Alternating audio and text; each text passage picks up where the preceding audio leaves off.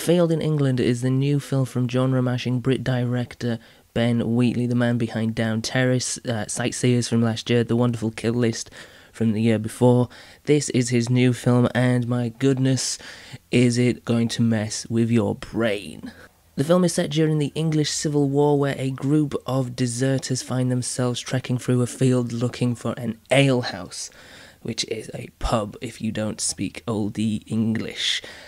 Here they find themselves trapped in a mystical, magical field and find themselves stumbling across an alchemist who has an agenda. He wants to find buried treasure hidden within the field, and he sets them to work using dark magic. However, things, of course, when you use dark magic, can go a little bit awry, and this film certainly goes awry in many odd and piercing directions.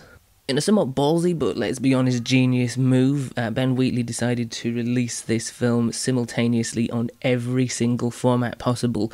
When it came out this past Friday, it came out in cinemas, on DVD, on VOD, and it was even screened on national British TV on the same day it was released. It was literally just made available for everybody who wanted to see it, and let's be honest, that is pretty much the future, or at least it should be, and I'm hoping more people take suit and follow this direction. But it also meant that more people got to watch the film, and more people watching the film meant more discussion about the film. And from that discussion, it is apparent that A Field in England is a very, very divisive film. You'll either really kind of get yourself on board with it, or you will just find yourself distancing as far away from this film as possible. It really is one of those kind of love it or hate it type of films. I'm not going to lie, before doing this review, I actually had to watch it again, so I've seen the film twice. I felt like I had to, because first time it just kind of rattled and mashed my brain, and although there are parts that I really enjoyed about it first time round, I was also thinking, what the hell have I just watched? So I went back and I watched it again, and found myself liking it even more. It is very abstract, it is very art house, it is very weird and atmospheric and kind of creepy. In moments there are particular points and scenes and images, and the use of tableau in the film is not just a fantastic artistic direction to take and something that you hardly ever see anymore, but it works incredibly well within the confines of the film, but it's also really effective and also really kind of creepy. There's the scene where Reese Shearsmith is coming out of a tent attached to a rope. Harmless enough, you might think. One of the most sinister, skin-crawling, creepy moments I've seen on film. And it does that. It plays with your brain, it messes with your mind, and yet it has so much subtext to it. There's ideas of monarchy, of religion, of leadership, of the freedom of men. Written by Amy Jump, who has collaborated with Ben Wheatley before, most prolifically on Kill List.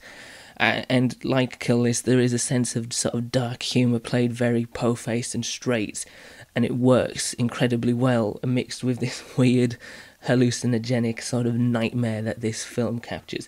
There's a lot of inspirations from films of old, but there's also like a feeling of Shakespearean influence, perhaps of William Blake's poetry about the English countryside. There's also a feeling that it could have been a stage play set to a film. It's kind of got an old soul to it, and it's not just because it's steeped in the Civil War setting. It's kind of got an old artistic soul to it, but with like a newfangled, scary, crazy, nightmarish vision to it as well. I did generally really love A Field in England. It is, like I said, very divisive, but it's also very edgy. It's also very kind of out there. And, you know, Ben Wheatley is doing something that hasn't really been done in British cinema for a long time. He's taking chances, and it is actually really exciting to see a director doing that. Not all of them work, but hey, that is the gamble you take when you go down that route.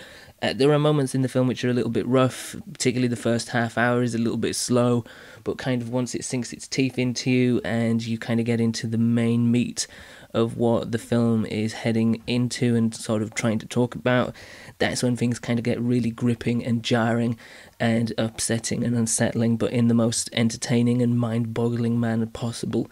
I really, really like this. It's a film that is, like I said, is going to kind of either divide people into two camps. You're either going to really love it as well, or you're going to kind of just go, no thanks.